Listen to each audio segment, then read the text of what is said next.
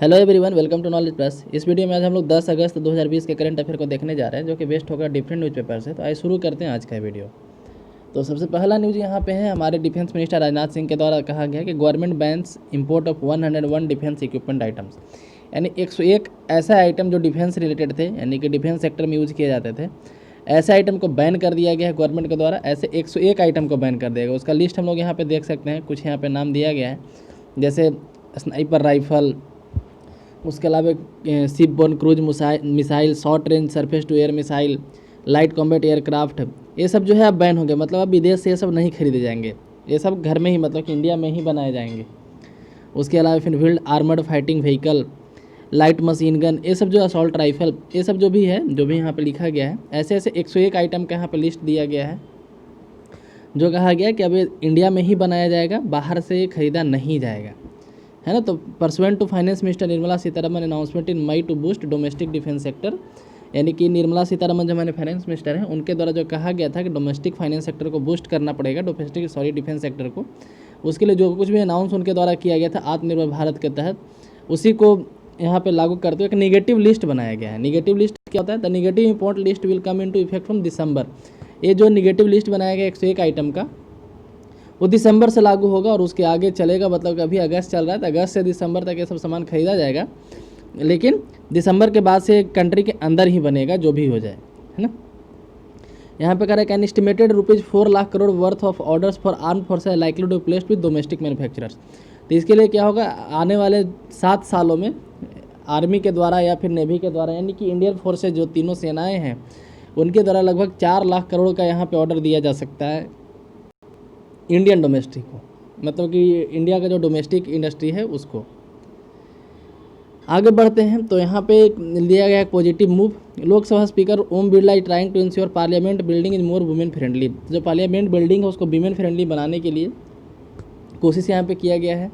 The Lok Sabha secretariat recently inform that 3 automatic sanitary pad dispensary machine, 3 जो है automatic sanitary pad dispensary machine लगाया गया है पार्लियामेंट में, पार्लियामेंट हाउस कॉम्प्लेक्स में। The service is on payment basis, ये service जो है पेमेंट बेसिस पे, यानी कि आपको उसके लिए पे करना पड़ेगा।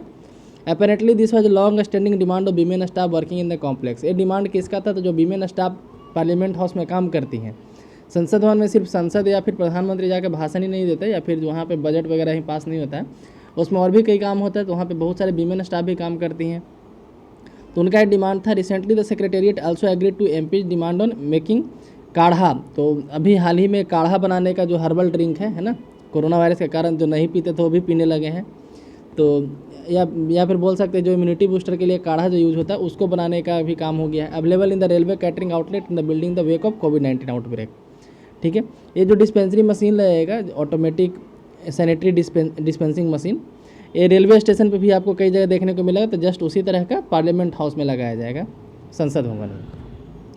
नेक्स्ट यहाँ पे RSS in the time of Covid. RSS यानी कि राष्ट्रीय स्वयंसेवक संघ, इसके कई लोग सपोर्ट करते हैं, कई लोग इसको विरोध करते हैं, लेकिन यहाँ पे उसका एक पॉजिटिव थिंग दिखाया गया है कि आरएसएस किस तरीके से कोरोना वायरस में हेल्प किया, from plasma donation to conducting last rites, है ना। यानी कि जो कई लोग ऐसे हैं जो जिनके फैमिली मेम्बर कोरोना वायरस से पीड़ित हो जा रहे हैं और उनका डेथ हो जा रहा है, तो डर से वो लोग अंतिम संस्कार भी करने नहीं आ रहे हैं। कई ऐसे लोग हैं यहाँ पे, ठीक है। तो फिर आरएसएस उसका लास्ट राइट कर रहा है, जैसा कि आप यहाँ पे देख सकते हैं।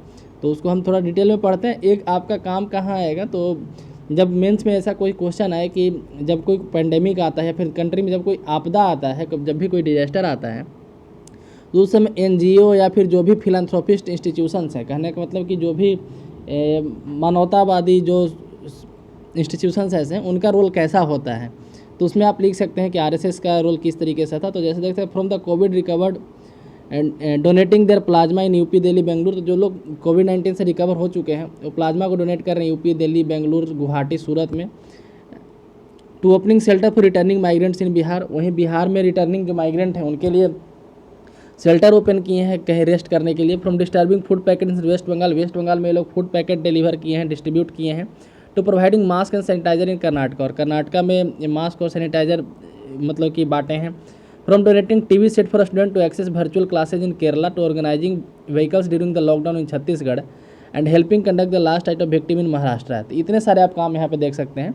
For the RSS and it's national wide network, क्योंकि आरएसएस का जो नेटवर्क है गांव गांव तक फैला हुआ है, इसका स्थापना कब हुआ था आप कमेंट सेक्शन में बताइए, हम आपको एक हिंट दे देते हैं, 1920 के आसपास हुआ था, ठीक है, 1920 के आसपास हुआ था। For the RSS and nation wide network the Covid outbreak realignment in strategy, शाखा एक्टिविटी, जो शाखा एक्टिविटी लगाया जाता है हर रोज़ सुबह ग्राउंड में, ये अभी बंद है ना, क्योंकि सरकार जो है भीड़ जमा करने से मना कर दी है।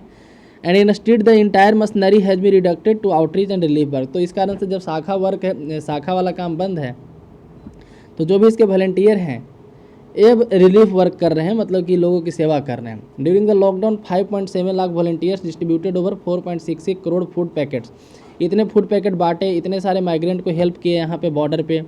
And since the lockdown ended we have been helping labourers at get their job back, और जब लॉकडाउन ख़त्म हो गया है कहीं कहीं, हमारे स्टेट में तो अभी भी है, तो यहाँ पे उनके जॉब को दोबारा दिलवाने के लिए ये लोग कोशिश भी कर रहे हैं।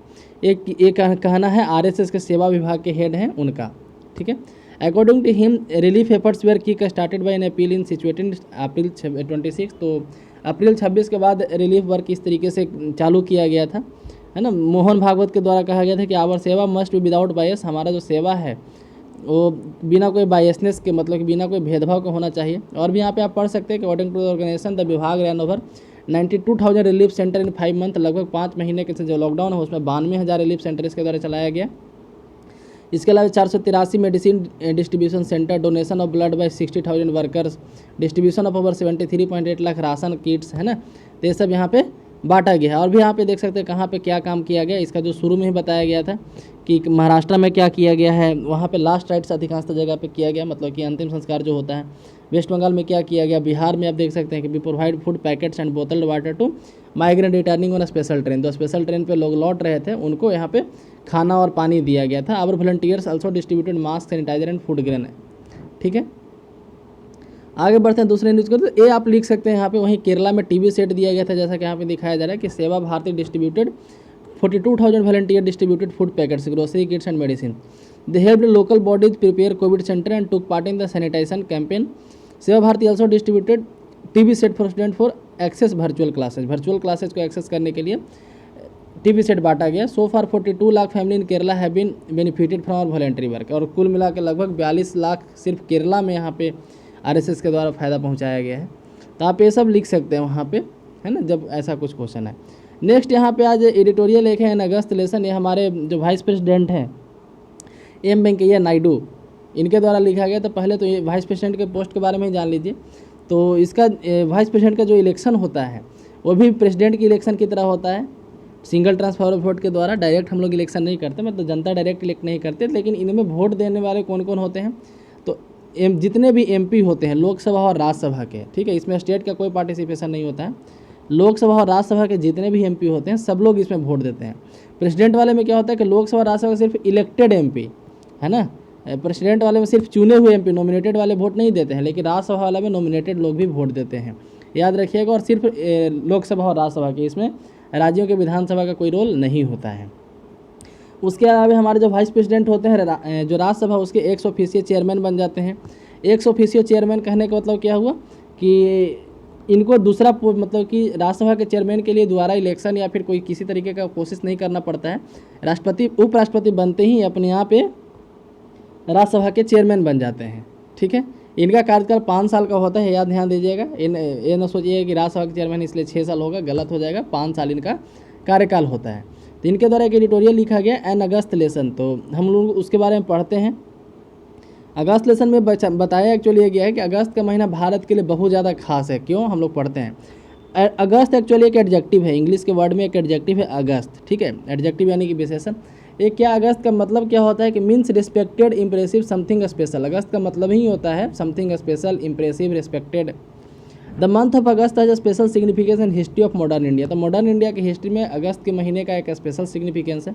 The freedom struggle came to the fruition on 15 August 1947, तो 15 अगस्त 1947 को जो फ्रीडम स्ट्रगल था उसका फल हम लोग को मिला, है ना। जो हमारा फ्रीडम स्ट्रगल था उसका जो फल हम लोग को मिला 15 अगस्त 1947 को मिला। 5 ईयर पीरियड टू इट, 47 के 5 साल पहले यदि 42 में हम लोग चलें तो हम 8 या 9 अगस्त जो था, है ना, 8 और 9 अगस्त के बीच का जो पीरियड था, मतलब कहीं कहीं 8 अगस्त कहीं 9 अगस्त, ऐसे अधिकांशतः जगह 8 अगस्त ही आपको मिलता है, ठीक है। तो मुंबई में क्विट इंडिया मूवमेंट चालू किया गया था।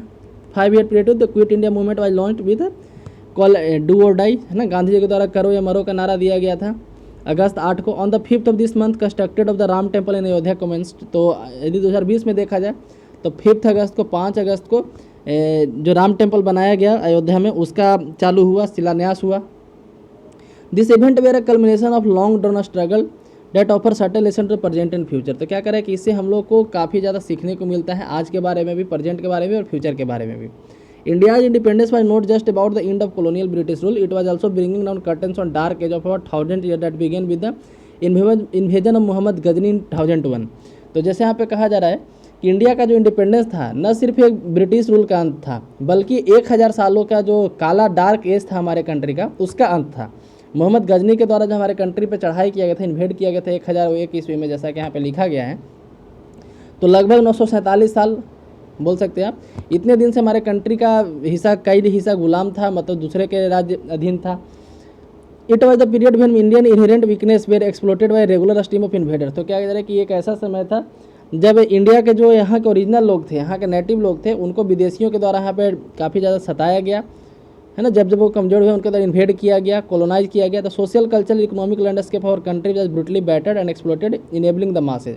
हमारे कंट्री का जो सोशियो कल्चरल इकोनॉमिक लैंडस्केप था उसको ख़राब कर दिया गया, उसको बर्बाद कर दिया गया। हमारे यहाँ का जो इथनिक स्ट्रक्चर था, इथनिक स्ट्रक्चर मतलब कि कौन से रिलीजन के कितने लोग रहते हैं, उसको कम्प्लीटली बर्बाद किया गया। फोर्स्ड यहाँ पे रिलीजियस ट्रांजिशन हुआ, धर्म परिवर्तन हुआ यहाँ पे। The invaders had a free run coming in and looting at will. Invader जो थे यहाँ पे आ रहे थे, अपने हिसाब से लूट रहे थे, है ना। The lack of sense of belonging to each other and missing unity of action. तो यहाँ पे कमी क्या देखने को मिलता था, इन्वेडर्स आखिर जीत क्यों जाते थे, तो उसका रीज़न यही था, यूनिटी नहीं था। And the lack of sense of belonging to each other, हर किसी को ये दिमाग में नहीं था कि हम लोग एक ही हैं। आज भी कई लोगों को लगता है कि हम बिहारी हैं, हम गुजराती हैं, हम मराठी हैं, तो गुजरात वाले लोग बिहार वाले को मारते हैं, महाराष्ट्र वाले बिहार वाले को मारते हैं। तो इस तरीके से आज भी यूनिटी उतना नहीं है जितना होना चाहिए। तो यहाँ पे क्या, the lack of sense of belonging to each other and missing unity of action. Unity of action यहाँ पे नहीं था। And purpose among the rulers of the day made the country of soft target. और जो वहाँ के ruler थे, तो रूलर का अपना अपना पर्पस था, हर किसी का एक ज्वाइंट पर्पस या कॉमन पर्पस नहीं था। हर एक राजा का अपना पर्पस था। इसलिए अंग्रेज कभी इसके साथ मिलकर के उसको हरा देते थे या कभी उसको साथ मिलकर के इसको हरा देते थे। Solo campaign of brave resistance like Prithviraj Chauhan, Maharana Pratap,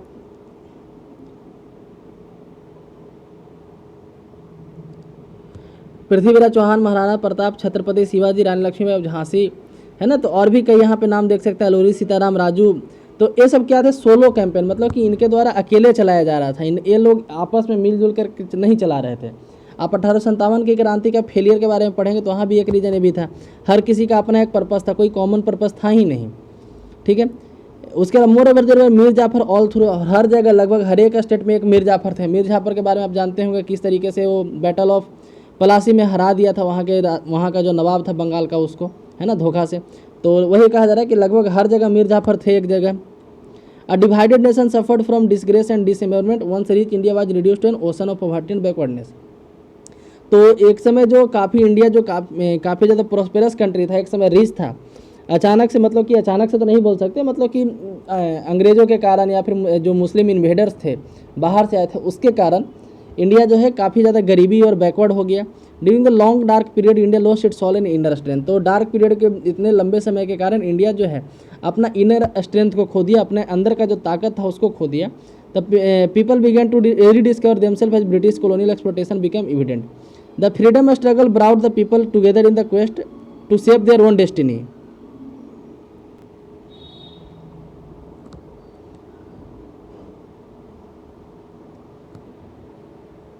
it was lightly called the Indian national movement. तो कहा जा रहा है कि जैसे अंग्रेज यहाँ पे ज़्यादा जब सताने लगे तो इंडियन लोगों का अपना अंदर से आत्मा जागा, उन लोगों को लगा कि हम लोग को सताया जा रहा है।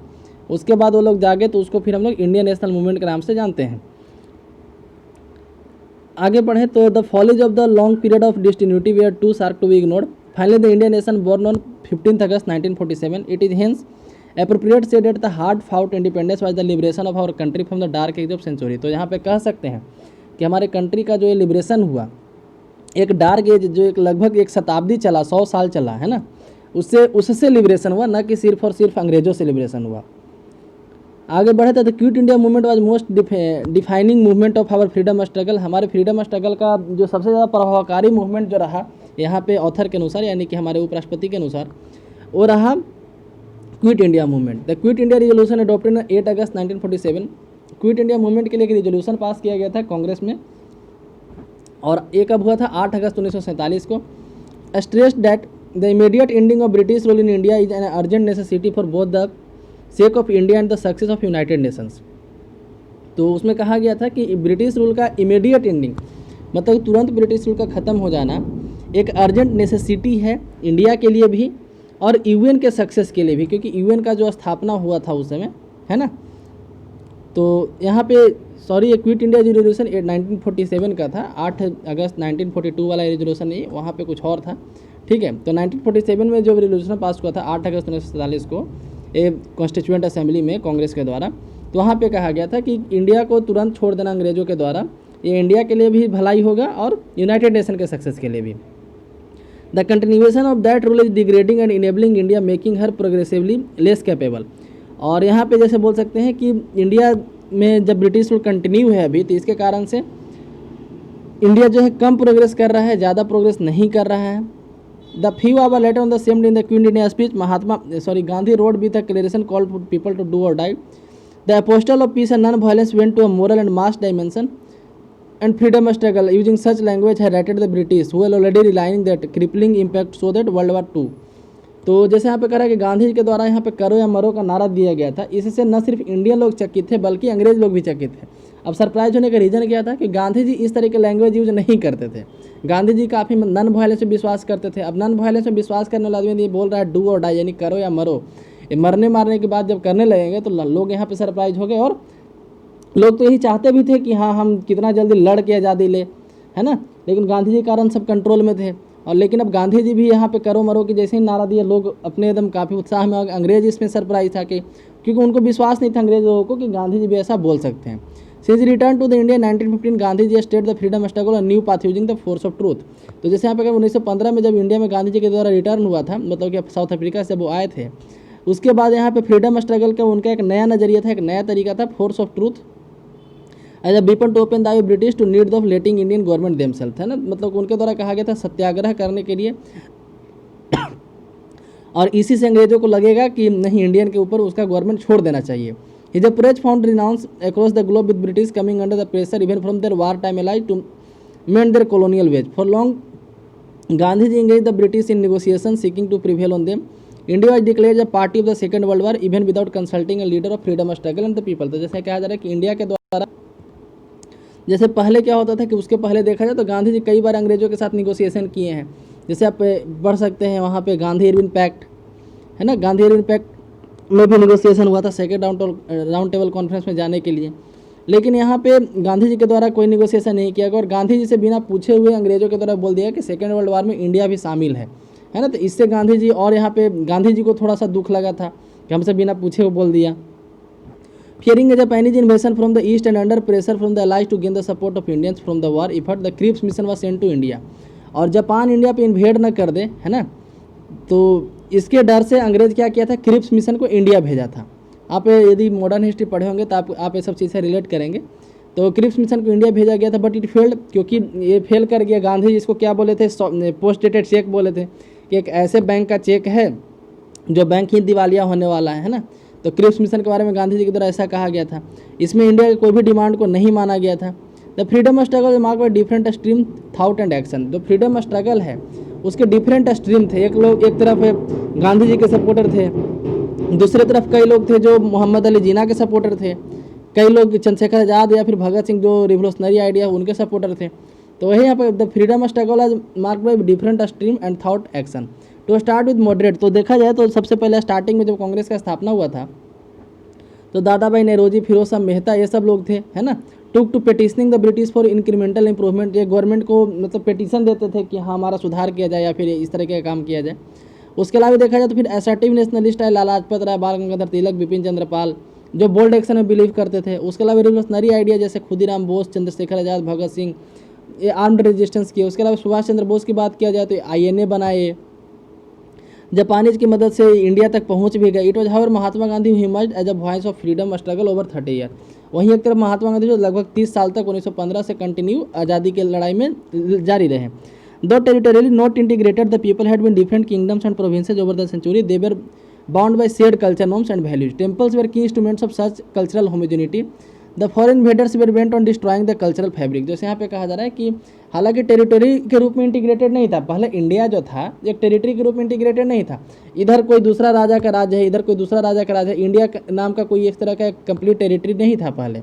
ये तो बात सही है, लेकिन एक कल्चर के थ्रू है ना, एक डिफरेंट किंगडम के रूल होने के बावजूद एक कल्चर के थ्रू लोग एक दूसरे से इंटरलिंक्ड थे। इसमें एक मेन रोल प्ले करता था टेम्पल, मंदिर इसमें काफ़ी ज़्यादा रोल प्ले करता था कल्चरल होमोजेनिटी को बढ़ाने के लिए। इसलिए फॉरेन इन्वेडर जो थे, जितने फॉरेन इन्वेडर थे पहले आके टेम्पल को ही तोड़ते थे। जैसे आप यहाँ पे राम मंदिर का जो देख रहे हैं, वो पहले एक टेम्पल था, उसको तोड़ के मस्जिद बनाया गया, फिर वापस वहाँ पे मंदिर बनाने का काम हुआ। उसी तरह से आप देख सकते हैं काशी में, मथुरा में आप देख सकते हैं, वहाँ पे सोमनाथ टेम्पल को आप देख सकते हैं, मोहम्मद गजनी के द्वारा कई बार लूटा गया था। तो इंडिया में काफ़ी ज़्यादा टेम्पलों को लुटेरों के द्वारा तोड़ा गया, बाबर के द्वारा तोड़ा गया। तो Mohammad Ghazni attacked the famous Somnath temple 13 during the 101 to 25 sorry 1001 to 25। It over 925 year to build and restore it. तो लगभग 1000 में ईस्वी के आसपास 13 बार जो है 1000 से 1025 मोहम्मद गजनी के द्वारा सोमनाथ टेम्पल को लूटा गया था। उसको बनाया गया आज़ादी के तुरंत बाद। इसको बनाने में भी कई लोग यहाँ पे मतलब कि बोल रहे थे कि इंडिया एक सेकुलर कंट्री हो चुका है, ऐसा टेम्पल नहीं बनाना चाहिए। यहाँ तक कि उस समय के जो प्रधानमंत्री थे जवाहरलाल नेहरू, उनके द्वारा भी ऐसा बोला गया था, ठीक है। लेकिन फिर भी ये टेम्पल बना। इट टू के बाद 500 year to start construction of Ram temple. Ram मंदिर को जब तोड़ा गया था बाबर के द्वारा, उसको चालू करने में 500 साल लगभग लग गया। तो एक क्या है, ये हम लोग प्राइस पेड कर रहे हैं किस चीज़ का, डिवाइडेड का, है ना। जिस समय ये सब तोड़ा जा रहा था उसी समय यदि पूरे कंट्री यूनाइट होकर रोकता मोहम्मद गजनी को, तो शायद मुस्लिम लोग यहाँ पे आते ही नहीं और फिर ये कंट्री काफ़ी शांति से रहता। Some apologist of colonialism have sought to portray British was beneficial to India. कुछ ऐसे लोग हैं जो ब्रिटिश रूल को बोलते हैं कि ब्रिटिश इंडिया में आकर के फ़ायदा कर दिया है ना, यहाँ पे रेलवे ले आया, ये ले आया, वो ले आया। Nothing is farther from the truth. हालांकि सच्चाई से कोई भी चीज़ परे नहीं है। All the initiative of British were guided by their commercial investigative interest. उनके द्वारा जो भी किया गया था वो अपने कमर्शियल इंटरेस्ट के लिए किया गया था, ठीक है। तो ये सब बातें यहाँ पे दिया गया। अगस्त का महत्व समझाया गया है पूरे इसमें, ठीक है। और लास्ट में बोला गया cause we move closer to celebrate 25 year of independence. हम लोग अपने आज़ादी के 75 साल को पूरा करने वाले हैं। और मोटो शुड भी, हम लोग का मोटो क्या होना चाहिए, हम लोग का गोल क्या होना चाहिए, परफॉर्म और पेरिस, है ना। This applies to all individual institution. ये हर एक आदमी के लिए है, हर एक इंस्टीट्यूशन के लिए है। Realise your strength, build on them and create a united prosperous India. आगे बढ़ते हैं तो यहाँ पे एक इंडियन एक्सप्रेस का ही न्यूज़ है कि how language lead to gender bias in science. Science में लैंग्वेज जेंडर बायस कैसे कर रहा है उसके बारे में यहाँ पे दिया गया है। तो फॉर डिकेड्स रिसर्चर, तो यहाँ पे जैसे आप देख सकते हैं कहा गया है कि रिसर्चर के द्वारा ऐसा कहा गया है कुछ ऐसा लैंग्वेज है तो जो साइंस में मतलब कि गर्ल्स जो है साइंस में नहीं आ पाते हैं, उसका रीजन लैंग्वेज को दिया गया है यहाँ पे। For decade researcher have examined why women are under represented in science and associated field whether in college और यूनिवर्सिटी होते या फिर वर्क प्लेस। तो कहा जा रहा है कि साइंस से रिलेटेड कॉलेज या फिर यूनिवर्सिटी या फिर कोई वर्क प्लेस होता है, वहाँ पे विमेन अंडर रिप्रेजेंटेड है। अंडर रिप्रेजेंटेड मतलब जिनका जितना उनका प्रतिनिधि होना चाहिए था, जितना वहाँ पे विमेन का संख्या होना चाहिए तो उतना है नहीं। इसका रीज़न यहाँ पे बताया गया है कि बचपन से ही उन लोगों के मन में दिमाग हो जाता है कि girls grow up believing that boys are better at that field. मतलब गर्ल्स को ये बिलीव हो जाता है कि बॉय जो है साइंस वाले फील्ड में ज़्यादा बेटर है, even when they are capable of excelling themselves, जबकि वो लोग भी कैपेबल होते हैं फिर भी। A new study has now examined whether these cultural stereotypes are rooted in the language that people speak। एक नया स्टडी किया गया है कि क्या ये जो स्टेरियोटाइप है, स्टेरियोटाइप का मतलब जो पुरानी विचारधारा है ना, ये क्या वहाँ के लैंग्वेज में है। It has found that gender association in a language to predict people implicit gender associations.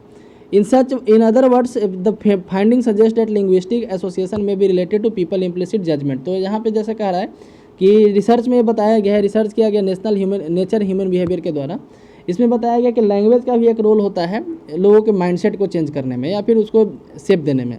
Researcher examine 25 languages, 25 language को यहाँ पे एग्जामिन किया कि for gender stereotype that undermine efforts to support equality across career path in STEM. STEM कहने का मतलब होता है science and technology, engineering, mathematics, है ना।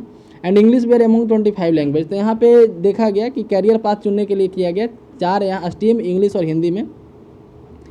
इंग्लिश हिंदी भी मतलब उन 25 लैंग्वेजों में था। ये 4 क्षेत्र में कैरियर चुनने के लिए यहाँ पे दिया गया।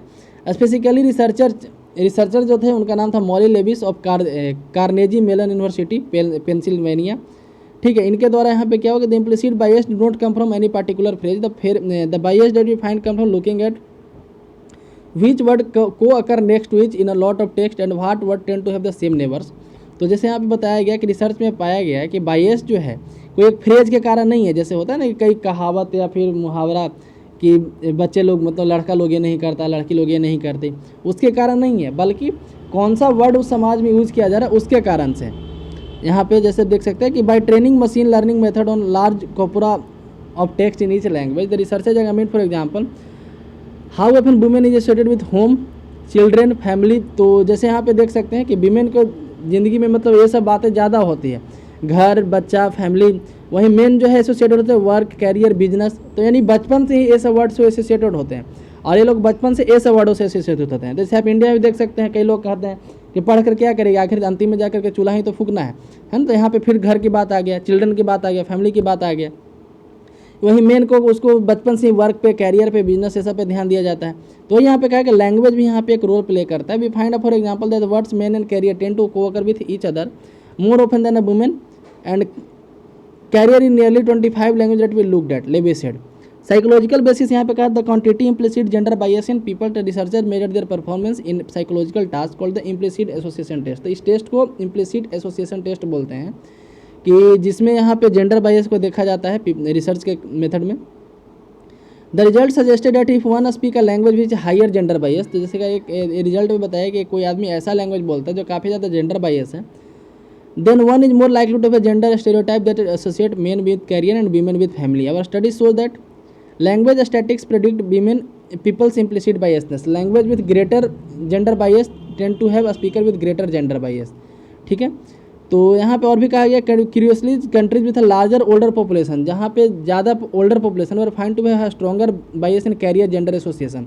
तो जहाँ पे बूढ़े लोगों की संख्या ज़्यादा है, ओल्डर लोगों की संख्या ज़्यादा है, वहाँ पे देखने को मिलता है कि जेंडर और कैरियर का जो एसोसिएशन है, मतलब कि कौन सा जेंडर का काम कौन करेगा, है ना, वो वहाँ पे ज़्यादा है। कहने का मतलब है कि जहाँ पे ओल्ड पीपल ज़्यादा हैं वहाँ पे जेंडर और कैरियर का इंटरलिंक जो है ज़्यादा है। जैसे आप यहाँ पे देख सकते हैं कहा जाता है कि खाना बनाने का काम महिलाओं का है, लेकिन आप होटल में जाएंगे तो खाना तो पुरुष बनाते हैं, है ना। यहाँ पे कहा जाता है कि सिलाई कढ़ाई करने वाला काम जो है महिलाओं का है, ठीक है, जो सिलाई वगैरह किया जाता है वो काम महिलाओं का है, लेकिन आप दर्जी मार्केट में जाएंगे तो जितने दर्जी होते हैं उसमें अधिकांशतः तो पुरुष होते हैं, है ना। और भी आप देख सकते हैं और भी ऐसा काम है जैसे माना जाता है कि खेती का काम जो है मेन का है, मतलब कि पुरुषों का है खेती करने का काम, लेकिन आप खेत में जाकर के देखें तो धान काटने वाले से लेकर धान रोपने वाले तक अधिकांशतः उसमें वीमेन होती हैं। ठीक है, तो आप यहाँ पे देख सकते हैं कि हर एक जेंडर का अपना एक काम है, लेकिन कम्प्लीटली आप डिसाइड नहीं कर सकते कि कौन सा काम कौन से जेंडर का करना है।